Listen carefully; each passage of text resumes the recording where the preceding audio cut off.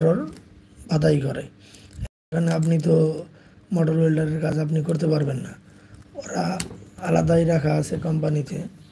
Just একটু wait করেন guys, আমি জাস্ট মিনিট আসতেছি।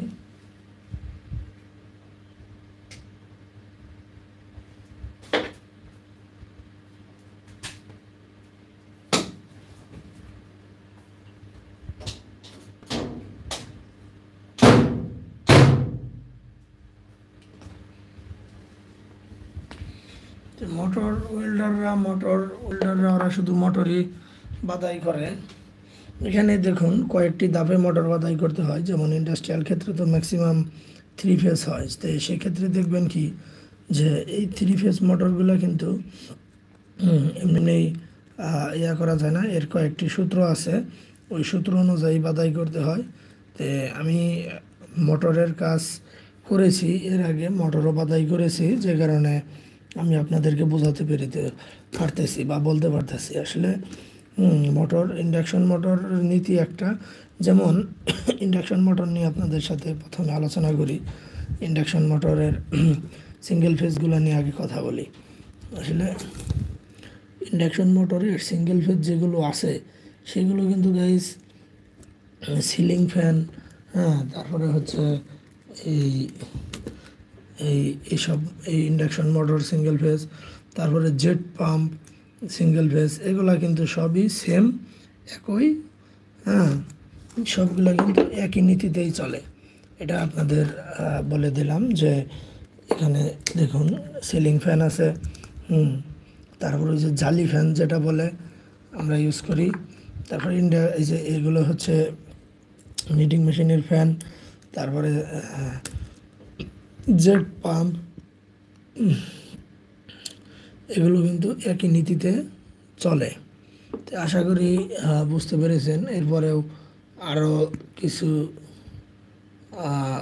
পাম্প আছে কি না আমার এরকম নাম মনে নাই, মনে আসলে আমি আপনাদেরকে আরও বলতেছি। সেম মানে একই নিয়মে, আমি যেটা বোঝাতে চাচ্ছি যে একই নিয়মে বেশ অনেকগুলো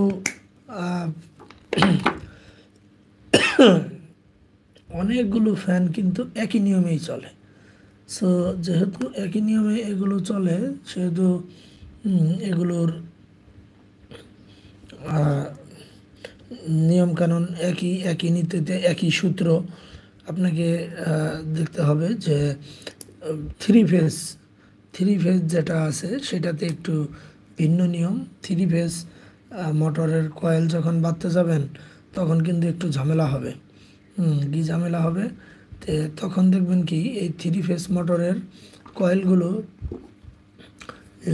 প্রায় 5টা 7টা নিয়মে এই কয়েলগুলো বাঁধতে হয়। তারপরে আপনি ওই যে আরেকটি কথা তো আমি ভুলেই গিয়েছিলাম, সাবমার্সেবল পাম্প, সেটা কিন্তু সিঙ্গেল ফেজ মোটর, সেটা ceiling fan, induction motor, submersible pump, এগুলা কিন্তু একই নীতিতেই চলে। আশা করি আমি আপনাদেরকে বোঝাতে পেরেছি যে একই নীতিতে চলার কিছু আমি আপনাদেরকে বলে দিলাম, যে সহজেই আপনারা যদি শুধু মনে রাখতে পারেন তাহলেই বুঝতে পারবেন যে এই অনেকগুলো জিনিস একই, জাস্ট আপনার আকৃতি ভিন্ন। এখন ধরেন এটা আছে হচ্ছে স্কোয়ার আকৃতি, আরেকটা আছে রাউন্ড আকৃতির, আরেকটা আছে লং টাইপ, রাউন্ড লং অনেক, যেমন সাবমার্সেবল পাম্পেরটা। একই তো, আপনার কয়েল বসাইতে হবে একভাবেই, সবই একভাবেই বসাইতে হবে। এখানে আপনাদেরকে আমি একটু দেখিয়ে দিচ্ছি।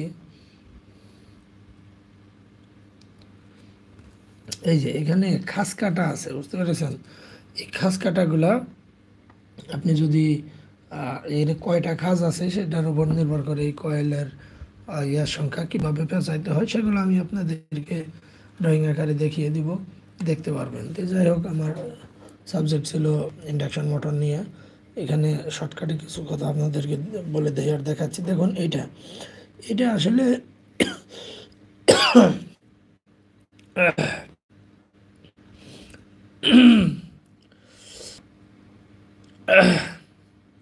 যাই হোক গ্যাস কয়েল জ্বালানো হয়েছে, যে কারণে আমার একটু কয়েলের ধোঁয়া আমি আবার একটু সহ্য করতে পারি না, সেই জন্যে গলার ভিতরে আটকে গেছে মনে হচ্ছে।